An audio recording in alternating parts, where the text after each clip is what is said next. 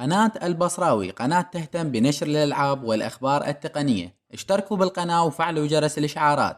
نريدكم توصلونها لل1000 مشترك اليوم، والأهم كتبوا لها بالتعليقات من طرف قناة هل تعلم. رابط القناة في وصف الفيديو وفي أول تعليق مثبت. متابعين الكرام، السلام عليكم. في قرار غريب من نوعه، أعلن النائب الأول لمحافظة البصرة محمد طاهر التميمي عن قرب إطلاق مشروع القضاء على الكلاب السائبة في المحافظة، وذلك لما تسببه من مشاكل للمواطنين وسبب رئيسي لنقل الأمراض. والآن نترككم مع الفيديوهات. السلام عليكم اخواني الاعزاء. طبعا هذا الموضوع قبل لحظات اللي نشرناه، موضوع الكلاب السائبه. هاي الايام الكثره بمنطقتنا، منطقه الجبيله وحي الميثاق. طبعا هذا الكلب تشوفونه، هذا طبعا الاخ ابو ساره هو الدعمه بالسياره لان راد عض ابني. وابو ساره شنو هذا؟ هذا الكلب الصبح انا شي طالع من بيتنا وياي ماخذ ابني دودي للامتحان. نعم.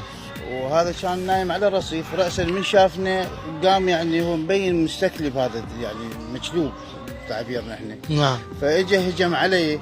نعم. وحاولت ان يعني اخوفه من عندي كذا، ماكو، متوحش يصفر على الوجه. بعدين رجع على ابني هم راد يعضه. نعم. ما خلصنا منه الا بالشافعات. بعدين عبر على جارنا هم طالع هو وزوجته، هم راح وعظم الملابس ووقع بالقاع. نعم. فبعدين هم قاومه شرد.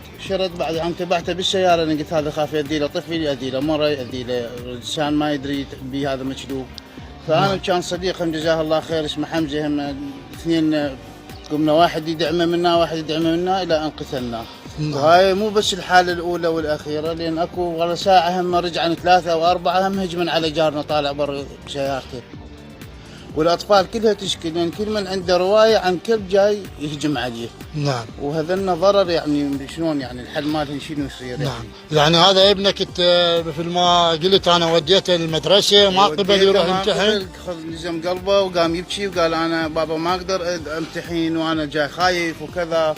فنزلته وانا والمعلمات يعني شو اسمه قنعناه وهذا، وبعدين رجعته بسرعه يعني. نعم. فهاي حاله يعني كلش هسه حتى شوف، اذا شوف مكان المخرج ماله اسود يعني مبين. نعم.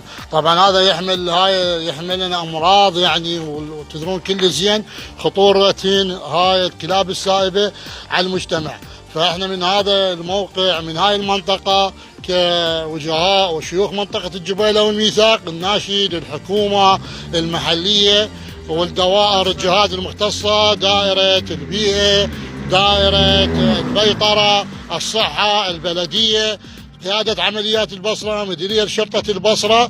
وإذا كانوا هم عازين على هذا الأمر يعطونا الضوء الأخضر، إحنا نعالج الموضوع. بس كل شيء البلدية يشيلها. أحسنت. نعم. احتمال ذن ضررهن هم وهن ميتات ينتشر أو بها أمراض كذا بالمنطقة. نعم. إذا كانوا عاجزة الحكومة عن إنقاذ أرواح المواطنين، فإحنا إن شاء الله ما نعجز ونحافظ على أرواحنا أو أرواح أطفالنا من هذا الضرر الكبير الواقع هذه الأيام بهاي المنطقة. شكرا جزيلا.